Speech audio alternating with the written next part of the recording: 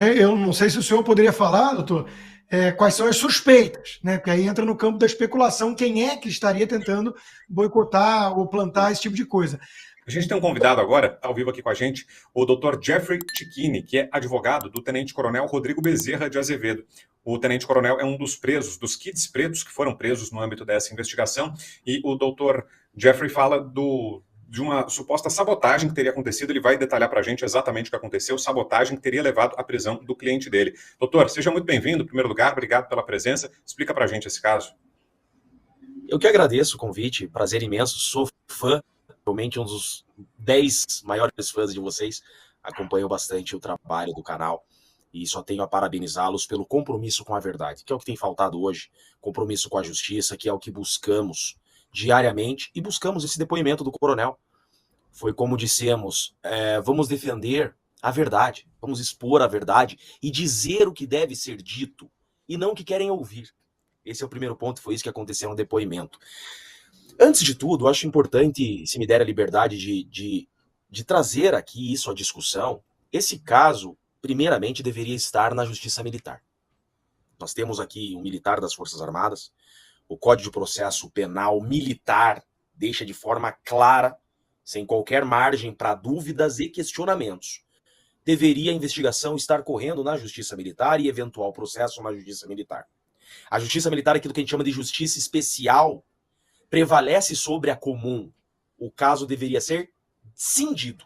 Os militares na justiça militar, por inquérito policial militar, IPM, e os civis na justiça comum. Agora, todos em primeiro grau. Nada de STF, porque, como até vocês já estão cansados de repetir, não há ninguém aqui com a famosa prerrogativa de fuga. Mas a questão aqui, e a gente tem colocado isso, o que chega a ser infantil, Constantino, inclusive, é aceitar que ações reiteradas, amadoras, se atribuem a um força especial. Pera lá. Quem é um força especial? O meu cliente, que é um coronel, um tenente-coronel, ele não é qualquer pessoa, não. Ele não é um tenente-coronel qualquer, não. Ele foi pinçado. Ele é um cara na linha de sucessão a ser um comandante das forças especiais e até brigar para ser um comandante do exército. Então ele foi pinçado para quê? Ele era o nome perfeito a incluir as forças especiais nessa narrativa de golpe. Usa-se o tenente-coronel porque precisa se descredibilizar a maior força do exército. Se eu quero criminalizar o exército, que essa é a verdade, se eu quero descredibilizar o exército, eu tenho que começar por quem? Pelas forças especiais. É técnica de guerrilha. Eu ataco o lado mais forte. Por isso eles precisam incluir as forças especiais aqui. E como tentar o fazer? Aqui a sua pergunta, e agora a resposta, é que não fecha a conta. Como tentar o fazer é que fica muito claro terem utilizado aqui técnicas de guerrilha. E aí a investigação vai ter muito trabalho para apurar o tamanho que está essa conspiração e essa armação contra o exército brasileiro. Ultrapassou toda a normalidade o que nós estamos expondo. O senhor quer que eu explique a linha do que nós estamos... Isso, como foi essa sabotagem que o senhor afirma? Acontece assim, dia onde tudo começa, tentando incluir as forças especiais. Tá? 8 de dezembro de 2022 é a data. 8 de dezembro de 22, tem uma parte da investigação que fala que esse celular e o número foram ativados em Brasília. Há uma outra parte da investigação que fala que esse número e esse aparelho celular foram ativados em Minas Gerais, no interior de Minas Gerais. O coronel Azevedo, que estão tentando atribuir a ele o codinome Brasil, estava em Goiânia no dia 8. Ou seja, tá claro que não foi ele que ativou e não era dele o celular. Esse celular e esse número que são usados pelo codinome Brasil. Do dia 8 ao dia 15, esse celular tem algumas conexões em Brasília. E o coronel Azevedo não vai a Brasília em dezembro. Não tem ele em Brasília. E aí, então, o dia tão falado, que é o dia 15 de dezembro, que esse codinome Brasil estaria, em tese, rodeando aquela residência. Dia 15 de dezembro era o aniversário do Tenente Coronel Azevedo. Simplesmente o aniversário dele, onde ele jantava em Goiânia com a sua família. Então, até aqui, nós temos uma certeza, e não há como ter dúvida disso. Esse celular não se atribui ao Coronel Azevedo. Acontece que esse celular perde o sinal nos próximos dias, e no dia 24, o coronel está trocando de setor. Fim do ano em quartel é muita formatura, baixa a circulação de pessoas em determinados setores, gente saindo de férias, remoção, militar tem muita remoção de estado. Então muda um pouco, o final de dezembro, muda a sistemática dos quartéis. Baixa, obviamente, um pouco o controle e a segurança interna. É uma realidade, né? A questão é, o coronel estava na terceira sessão, que é uma sessão mais burocrática do quartel, e ele está numa transição para a CECOP. Para o CECOP. Significa Centro de Coordenação de Operações Especiais. Quem assume esse CECOP já está na linha direto para futuro chefe das Forças Especiais. E ele chega nesse setor CECOP no dia 23 para o dia 24. Aquele celular está como um cavalo de Troia à disposição dele para que ele use. Doutor, vou passar aqui para... Se o senhor me permite, vou abrir aqui para as perguntas dos colegas, para que todo mundo possa perguntar também. Vou pedir uma gentileza que o senhor esteja um pouquinho mais breve na sustentação, na resposta, para dar tempo de todo mundo fazer os questionamentos. Começa com você, Fabi. Você. Eu vou fazer igual o ministro, tá? Você não está sendo inquirido ainda. Primeiro, eu acho que... Ainda foi difícil, né? Pois é. Mas sabe que eu fui quase inquirido no quartel. Junto. Então, a gente ainda está nessa fase, né? Só falta trazer agora a guilhotina. Bom, mas brincadeira aqui à parte. Primeiro, eu acho que para a gente ter uma noção de quem é, qual é o papel naquele enredo traçado pela PF do seu cliente especificamente, né? Porque eu li, mas assim, na nossa cabeça, não está nem fazendo sentido para quem realmente está ali. Imagina para quem tentou ler e falou, mas espera, eu nem sabia que existia essa unidade aí de força especial. De verdade, eu não sabia, desconhecia. Né? Então, é uma boa propaganda ou não, né? Mas, primeiro, então, ele está sendo atribuído qual papel? Qual o codinome, qual o papel? Quando o senhor afirma aqui que no dia do aniversário dele estava com a família, a Polícia Federal afirmou o quê? Tá, vamos lá. O que é um força especial? Não existe nenhum militar, nenhum operador mais preparado que um força especial. Isso é muito importante. Por quê? Essa cadeia de amadorismo que está sendo exposto, nenhum força especial cometeria esses equívocos e esses amadorismos. Nós estamos dizendo, força especial, é o seguinte, se esses caras falharem, significa que o Brasil acabou. Você não pode nunca pensar uma guerra se você não tem um força especial preparado. Eles lutam contra narcotráfico, então eles treinam BOP do Rio de Janeiro, é a elite da elite da elite. É isso que significa força especial. O cara tem que ser comandos, tem que ser PQD, ele tem que ter sido tudo no exército.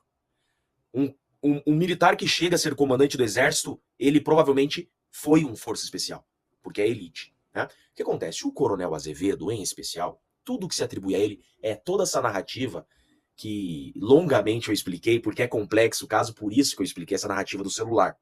Tá? Porque existe um celular onde estão dizendo na investigação que esse celular era o cabeça da operação, que era o Code Brasil. Era o celular que falava com o Cid, é o celular que falava com o tal do Major de Oliveira. Então, um celular importante nessa cadeia. Tá? Então, o celular que foi usado, tá, como um coordenador do suposto golpe.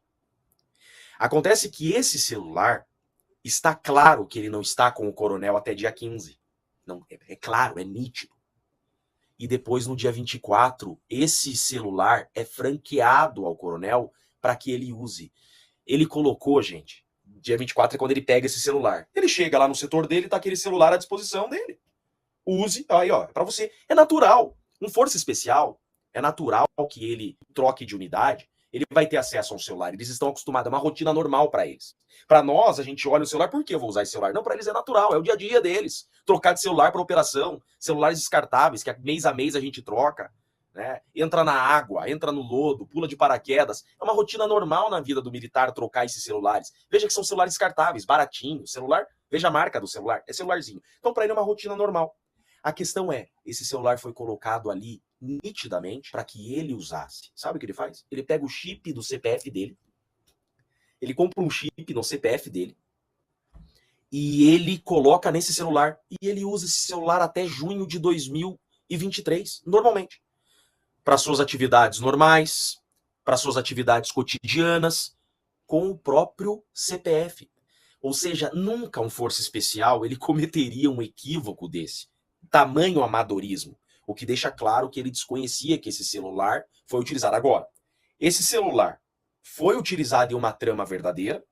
Ou esse celular foi usado no falsa para ser posteriormente plantado? E aí darmos o caminho da investigação para chegar nas pessoas. Como um traficante. Ó, tá passando um palio recheado de cocaína. Aí a polícia para o palio recheado de cocaína e passa a tonelada com uma carreta. Tá? Porque se chegou muito fácil a isso. Um força especial não cometeria esse erro. Fala, meu amigo. Constantino, sua pergunta. Tudo muito intrigante, né? Eu não sei se o senhor poderia falar, doutor, quais são as suspeitas, né? Porque aí entra no campo da especulação quem é que estaria tentando boicotar ou plantar esse tipo de coisa. Do que o senhor disse, me chama muita atenção a questão do foro. Não só os militares em si, mas o Ramagem dos 37 indiciados é o único com foro especial, no caso está no STF. E outra coisa que me chamou muita atenção no início, a própria velha imprensa noticiou, é que esses kid pretos, né, das forças especiais, eles estavam sob suspeita, essa investigação não é de agora, mas eles foram usados, por exemplo, para a segurança de chefes de Estado. Então, como é que funciona isso? Quer dizer, o governo ia deslocar gente que está sob investigação interna. Não sabiam? Ou como é que funciona isso? Quer dizer, iam botar para cuidar da segurança de chefes de Estado, gente que estava tramando um plano de golpe dentro do Estado brasileiro? É muito confuso para mim. Constantino, sabe que a gente consegue ficar horas aqui, porque tem muita coisa a falar, né? É muito absurdo. Além da prerrogativa de foro, além de deveria estar na justiça militar, além da suposta vítima ser o juiz, eu fiz uma pesquisa. Sabe quando, no mundo, que uma vítima foi juiz? No século XVII, na Inglaterra. Foi a última vez na história do mundo. Então, veja, é muito grave o que nós estamos vendo no Brasil. Então, para além de todas essas falhas do devido processo legal, nós temos também essas falhas investigativas como se estivéssemos lidando com um crime organizado, com uma milícia, com terroristas, com estratégias de guerrilha, que é exatamente o que aconteceu. Então, veja, Constantino, que se você olha a cadeia de imputações, elas são muito semelhantes. Um plano que foi impresso numa impressora dentro do Planalto. Como que é? Do discurso do golpe que foi encontrado no PL.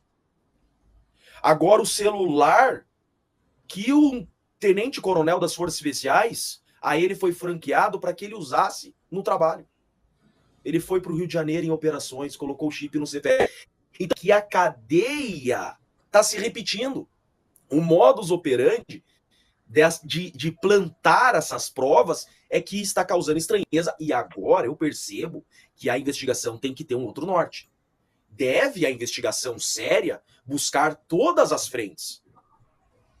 Agora eles têm que investigar. Pera lá, será que não tem alguém plantando? E daí a tua pergunta, quem estaria plantando? Quem não gosta das Forças Armadas. A quem interessa a narrativa de golpe. Com toda certeza. É essas pessoas que importam. Para mim tá bem claro que querem descredibilizar as Forças Armadas. Tá muito claro. E para isso eu preciso cobrar pelas Forças Especiais. Se você olha os países vizinhos que sofrem o que nós tememos sofrer, já descredibilizaram suas Forças Armadas em algum momento. E exatamente é isso que nós estamos vivendo. Eu estou muito convicto disso. que estão usando o nome Forças Especiais para descredibilizar o Exército e criminalizar o Exército. É sim uma sabotagem, é gente que sabe o que está fazendo, é gente com tática de guerrilha e que nós sabemos que são capazes. Tá? Em hipótese alguma, Força Especial teria cometido esses equívocos. Eu afirmo aqui, se um Força Especial quisesse fazer o que estão imputando, teria sido feito com muita facilidade. E tá? Eu afirmo a vocês, se um Força Especial quisesse fazer, fazia a 1 quilômetro de distância. Sim. Serrão, mais uma pergunta. Uma pergunta de resposta nada fácil, Dr. Jeffrey. Como é que você está vendo essa suposta omissão, ou vamos falar o silêncio muito obsequioso, do comando do Exército e do próprio Superior Tribunal Militar ou do Ministério Público Militar, que deveria estar tratando diretamente dessa ação? Por que que eles não estão cuidando? Por que que não houve essa separação entre o crime militar, que tem que ser apurado no lugar certo, e o inquérito que está lá no Supremo Tribunal Federal? Ótima pergunta, muito interessante a tua pergunta, e eu tenho uma resposta. Nós vivemos hoje uma falência institucional. Uma falência. Eu começo fazendo uma culpa, meia culpa. Os juristas, a comunidade jurídica que berrava na Lava Jato. Lembra da Lava Jato? Eu lembro. Eu atuei na Lava Jato e artigos eram escritos todos os dias. Livros eram escritos todos os dias. Congressos eram feitos. Foi a época que mais se teve congresso de processo penal. E se defendia as garantias. E o Sérgio Moro tem uma competência universal. Esses mesmos juristas hoje desapareceram. Caras que têm livros escritos. O que nós estamos vivendo hoje com essa competência universal do STF é muito mais grave que a Lava Jato. É muito pior do que se viu lá. E, inclusive, tem jurista tentando defender isso. Isso é a falência do Estado brasileiro. Isso é a falência. Se a comunidade jurídica não tem coragem, não tem vergonha na cara, é isso que eu falo, né? Ou porque o inimigo é comum, isso é a falência. Os tribunais militares, né? O Tribunal Militar, esse silêncio, o Tribunal Militar deveria, certamente, né? O Ministério Público Militar, né? É que deveria tomar essa iniciativa. O Judiciário não poderia o fazer. Tá? O STM não poderia se manifestar. Agora, o Ministério Público tinha que avocar isso. Pera lá, existe uma lei clara que diz que a competência é nossa. Então, isso demonstra uma falência. E parece-me que jogaram literalmente a toalha. Né? Está tudo perdido. Me parece que o Brasil se rendeu. Os juristas se renderam, né? Uma parte dos juristas que são contra o que está acontecendo se renderam porque tem medo. Outra parte, que deve ser 99%, é porque são vermelhos, né, estão comemorando. Né, e desse jeito está passando toda essa carruagem. E quem é servidor público e depende do Estado para pagar boleto, não tem coragem de enfrentar o sistema porque vai perder o emprego. Então, estamos acabados. Comunidade jurídica é vermelha, servidores públicos têm medo de perder o emprego. Então, algo que seja feito. Assista também o Braddock Show ao vivo. Doutor, quero agradecê-lo muito, viu, mais uma vez, pela presença aqui, por esse depoimento, e fica aqui o nosso desejo de um bom trabalho, boa sorte por aí. Obrigado pela entrevista. Eu que agradeço, estamos sempre à disposição e não vamos deixar de lutar pela justiça, vamos continuar lutando para provar tudo isso que afirmamos aqui. Vou voltar aqui com os parceiros, Rodrigo Constantino, a Fabiana Barroso e o Jorge Serrão. Tivemos uma entrevista importante, hein? O Dr. Jeffrey falando sobre esse caso intrigante, vou roubar o adjetivo que usou o Constantino. Tem considerações sobre essas informações todas que trouxe o Dr. Jeffrey para a gente? Meus amigos, começa contigo, Constantino, por favor. Eu achei muitíssimo interessante o que ele disse, né? E merece muito mais investigação. Realmente, Brown, se a gente parar para pensar, a reação de muita gente nas redes sociais, até bolsonaristas, né? Uma forma de debochar do indiciamento de 37 pessoas, incluindo o padre, o Paulo Figueiredo aqui de Miami, responsável pela logística, né? Um negócio tão estapafúrdio, e essa coisa de que faltou golpe porque não tinha táxi. Então, a reação natural foi debochar de tudo isso, inclusive das forças especiais militares, né? O Brasil realmente não consegue nem dar um golpe, né? Imagina se os forças especiais forem tão incompetentes assim. Ele traz uma alternativa, uma explicação diferente para o que estaria acontecendo. E é um negócio muito mais elaborado, uma trama muito mais refinada, né, de que a coisa foi feita para parecer isso. Que há ali um boicote deliberado de gente que, enfim, há algum tempo vem tentando sucatear as Forças Armadas, demonizá-las e por aí vai. Eu conheço gente, o nosso querido Coronel Gerson também, que volta e meia está aqui no Braddock, é um dos que levantam essa narrativa, né, de que essa reação do lado da direita para com os militares, que os colocaram como traidores do povo, como incompetentes e tudo mais, isso serve aos interesses de uma esquerda que tem codinome Daniel, treinada em Cuba por Fidel Castro, uma turma que sabe o que está fazendo. Eu não estou querendo fazer ilação e dizer quem é que seria por trás de um negócio desse se aconteceu dessa maneira. O que eu estou dizendo é que isso ganha ares muito mais instigantes do que poderia estar por trás, porque a gente sabe que tem uma turma fazendo de tudo para colocar o Bolsonaro fora da jogada e as Forças Armadas. Porque as Forças Armadas representam, digamos assim, um último obstáculo para a transformação definitiva do Brasil numa Venezuela. Então, achei no mínimo, instigante e carece de muito mais investigação e explicações. Diga, Fabi. Para mim ficou mais obtuso ainda, não por culpa, obviamente, do advogado, mas da situação. Assim, realmente, né, essas 37 pessoas terão, espero eu, a sua defesa, o devido processo legal, e é para isso que serve, para a gente, nós também, né, tomarmos conhecimento das versões dos fatos, porque sempre existe duas versões até que seja estabelecida a verdade, que é sempre única. Isso não quer dizer que a justiça consiga isso, mas né, ele mostrando isso, mostrou realmente bastante precário. Eu já achava isso em relação ao presidente Bolsonaro, porque quando eu leio o relatório, eu vou ler sempre também com essa ótica também do padre, né, que realmente é mais fácil, porque eu, Fabiana, não conheço o regulamento das forças militares, pouco sei, então eu sei que isso é importante também, mas né, realmente ali o que se narra é a ação de um monte de pateta, de verdade, um monte de pateta que pela sua patetice não conseguiriam fazer aquilo que foi descrito. Então, a conclusão óbvia realmente é falar, meu Deus do céu, se esse é um grupo de forças especiais, é melhor não ter. Então, se era essa a intenção, nesse primeiro momento, desse relatório da PF, conseguiu, porque eu realmente também pensei isso. Agora, ouvindo o advogado, já começa a levantar outras dúvidas que nem sequer eu tinha, né? Porque eu vi ali a foto de como eles pegaram o celular, mas a questão do celular e dos codinomes lembra demais, gente, mas muito, a série da Netflix lá, gente, aquela espanhola. Vai, Vitor, me ajuda. Qual? Não identifiquei ainda. Que fala Bela Tchau, Bela Tchau. Bela Tchau, gente. Como que é o nome do... Casa de Papel. Casa de Papel, obrigada. É muito, usa até esses codinomes. Então, eu fico pensando que quem elaborou esse relatório aí da PF, com todo o respeito que eu tenho pelos agentes da PF, se não está havendo muita ficção, né? Não sei, está muito estranho e ligar fatos, pessoas, e não fazer aquela lógica ridícula, né? Que tipo assim, fulano está ali, logo ele não podia estar aqui, isso não serve no direito, né? Essas provas, elas não têm substância para poder garantir uma ação deste modo. E tem uma forma deles melhorarem. Eles poderiam fazer uma entrevista coletiva explicando. Não era tão zoado lá quando o Deltan fazia isso, quando tinha a tal da Orcrim, mas o que eles estão denunciando é tão grave quanto, né?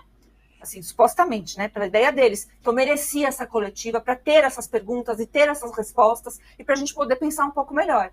Tá muito nebuloso isso aí. Não sei se vocês ficaram com mais dúvidas ou mais certezas. Eu fiquei com mais dúvidas, tá? O negócio é bem estranho mesmo. Você, Serrão? A cada instante me fortalece a impressão de que um grande objetivo dessa história toda é desmoralizar novamente as Forças Armadas, é consolidar o projeto da esquerda para demonizar as Forças Armadas. Se a gente pudesse dar um nome nesse filme aí de agora, se fôssemos fazer uma minissérie, ela seria A Casa das Melancias. Com certeza, A Casa das Melancias. E o pior, eu fico mais preocupado, é quando A Casa das Melancias pode ser uma coprodução tendo gente infiltrada nas próprias Forças Armadas, demonizando um setor importante. Quando você desmoraliza a tropa de operações especiais, você está avacalhando a essência do Exército Brasileiro, a essência de eficiência do Exército Brasileiro. Você está aniquilando não só a carreira, está aniquilando a carreira desse Coronel Azevedo, aniquilando a carreira do Mauro Cid. Mauro Cid é um dos raros exemplos de cara primeiro de turma no Exército Brasileiro. É Mauro Cid e tem um outro cara também, Coronel General Heleno. Os caras de primeiro de turma, os caras feras, intelectuais e operacionais. Então, é algo muito pesado que está acontecendo, por isso é muito estranha a omissão da maior parte da cúpula militar. Muito nos quartéis, as pessoas, os militares, patente coronel para baixo, está revoltadíssima com tudo isso que está acontecendo, que é uma desmoralização do Exército. E veja, acontece no momento em que o governo mexe com a pensão deles, com a previdência deles, né, com a aposentadoria deles. O corte de gastos ocorre exatamente nessa área das forças especiais, que seria uma área sintonia fina do Exército. Então, não tem coincidência nessa história. O nome do filme é Casa das Melancias. É lamentável que tudo isso esteja acontecendo. Assista também o Bradock Show ao vivo.